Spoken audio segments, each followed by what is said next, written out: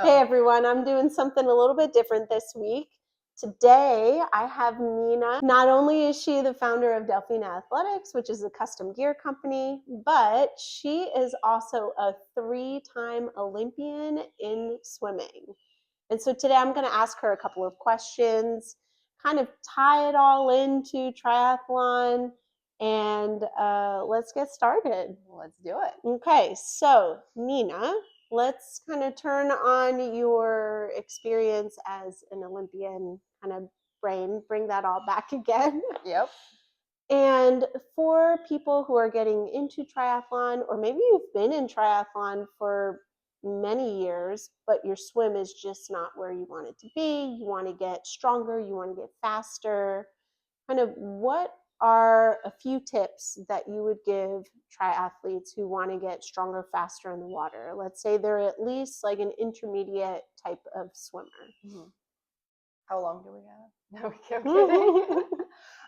kidding. It's interesting because humans are land mammals. We're like being in the water is not natural to us. Mm-hmm. And it's way harder to get good at something that's not natural to you because, when you think about how you move on land is very different than how you move in the water. What is that movement on land that you're making, that you're doing with your knees being straight?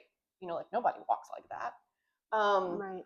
Point is that it just takes a different type of skill set and to be good at this. And consistency is, I would say, the number one factor of how anybody would get good in swimming because of what we just talked about. You gotta be, to me, and my personal philosophy is that even if you have 15 minutes and you can go to the pool and spend those 15 minutes in the water, so your body remembers that feeling of being in the water, is just going to be key. Yeah, it's like that feel of the water, right? Like I always remember I would swim 4 or 5 days a week as a swimmer. Yes. Oh my God, if I miss like 2 or 3 practices, I'd be like, oh, I'm so slow. Yes. It's crazy. Yeah, I mean, and even if you swim, I raced in college at a D1 school in Dallas and would have 2 practices on Monday, 2 on Tuesday, 1 on Wednesday, 2 on Thursday, 2 on Friday, 1 on Saturday. And then that Sunday that you're not in the water, Monday morning, always something just felt a little bit like not completely there. It's that neuromuscular coordination, right? And so it's not only your body's movement, but it's your brain connected to all of the muscles in your legs, your arms, your rotation, everything. It's not just how strong you are, it's how you use it. So you have to connect your brain saying, okay, do this. And that you can lose that within a short period of time. It's crazy. Yeah. To your point about not being, it doesn't matter how strong you are, it's about how you use that. I'm 5'7", 5'8" on a good day. If you ask my, driver's ID, I'm 5'8" there, but really I'm 5'7" and a half. I was never one of those, I think the stereotypical female swimmer that people would envision that's 5'9", super well built out. No, I've always been I mean, I'm not gonna say the shortest, but I've always been, not the tallest, not the strongest. As a matter of fact, I hated going to the gym, still do. And I've always been, 125, 130 pounds. That's it. Yeah. And one advantage though that I had comparing to all some of my competitors was exactly that. It's not about how strong you are, but how you show your strength. And that's another thing that I think a lot of people undervalue is they would go and be like, oh, I'm so proud I did 5K today, or I did 6K today. But it's not about how much you do it. It's about the quality and technique. Yeah.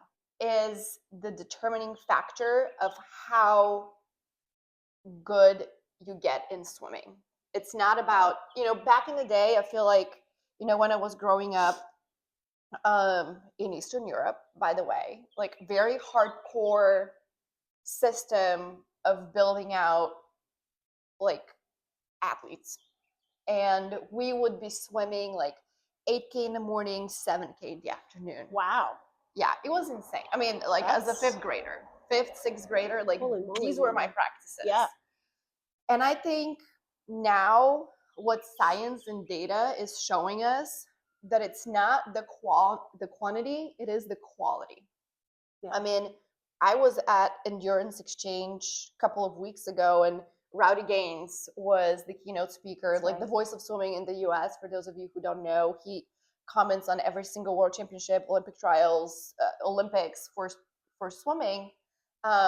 He's an Olympic gold medalist as well. And this is something that he talked about that really validated what I've known for like so many years too. But, he said, Katie Ledecky doesn't swim 10K. Like I've even heard, stories about Summer McIntosh, like only swimming like few kilometers like a day. And so, but it's how they do it. Yeah. And I think focusing on quality is way more important than focusing on quantity. I agree. And consistency. Mm-hmm. So if there were two things that I would say that you can start doing today to get your swimming where you want to be, try to go to the pool like every day or every other day. Even if it's for like 15 minutes, you can only do like a 500, let it be. Like you go and do 500, do not feel guilty about it. You go in the pool and then you get it done. You get out, continue on with your day. Mm-hmm. And then pay attention to, we did this swim clinic this past weekend, mm-hmm. and I could tell the people that you guys were coaching in your lane, by the end of the clinic, I could see they were starting to swim like swimmers. They weren't swimming as triathletes. Like to me, there is like a distinction. Like, okay, this person swims as a triathlete. This person swims like a swimmer. What you guys were doing at that swim clinic helped those people swim like swimmers. Yeah. And true. It's the awareness of their body. Mm-hmm. That, and we made them kick more. Well, and also like one of my friends, Abby, who we, bike together sometimes. Yes. Mm-hmm. She was at the clinic too. And she's a very beginner swimmer. And one simple tweak that I shared with her, I feel like, I wasn't there to like coach, but I was like, I just got to tell her, like I couldn't. Yeah, you see something. I see something, yeah. And I'm like, I could not resist myself. So I was like, Abby, get your core tight. When you get your core tight and engaged, your legs are not doing that anymore. I mean, I don't know how to show it in my fingers, but like your legs get together in the water. Mm-hmm. They stay together. It allows you for your upper body to be engaged and for your lower body to really like kick in a proper way. Because if your core is not engaged, you start snaking, right? Like that's side to side. Yeah, you go like this. Yeah, yeah, like literally your whole body. Yeah. And I like just told her this one thing. I mean, the next lap I saw her passing 3 people. Yeah, body position. Mm-hmm. It's the most important thing, and it's the biggest mistake that swimmers and triathletes, like people learning to swim for triathlon, is the biggest mistake. Yeah. But you also have to have somebody like a coach that knows what they're doing, looking at you, so they can tell you, because even for swimmers, mm-hmm. like it's really hard to really like pull yourself out of it. And it takes like years and years and years of practice to like know and have that like really like precise, detailed feeling of what your body is doing. Because your body's always doing something in swimming. And you don't know what you don't know.